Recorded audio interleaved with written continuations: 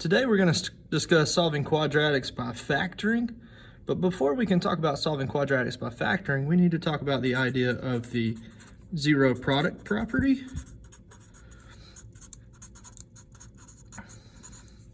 The zero product property says that if two numbers, a and b, are multiplied together and get zero, then something has to be true about one of those two numbers. Think about it. You got two numbers multiplied to give you zero, then one of those two numbers has to be zero also. And we're going to be using that idea when we talk about solving quadratics by factoring.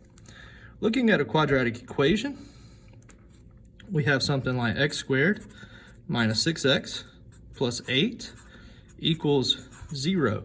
Notice we have the equal to 0 part here. So we're going to be solving the equation, figure out what x equals to make this equation equal to 0. If we're going to factor using the box method, we draw a box.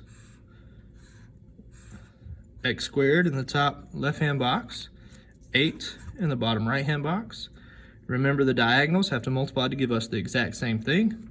So we're looking for two numbers that multiply to give us 8x squared, and those same two numbers have to add to give us the middle term, negative 6x. In this case, we can multiply 1 and 8, 2 and 4 to get 8. So 2 and 4 is going to be the combination we want. They're both going to have to be negative. We put those in the box to factor. X squared, negative 2x, can be divided by x.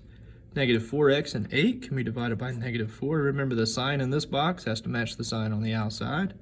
X squared and negative 4x can be divided by x. Negative 2x and 8 can be divided by negative 2.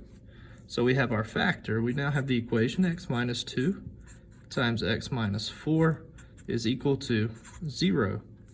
The zero product property says, and this only works with the number 0, that this number or this number has to be 0.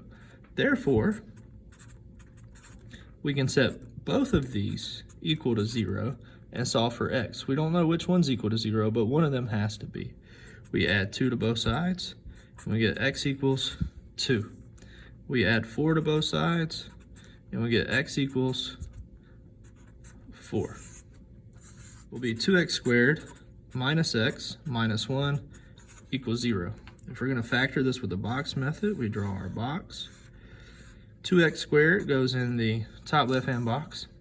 Negative 1 goes in the bottom right-hand box. 2x squared times negative 1 gives me negative 2x squared.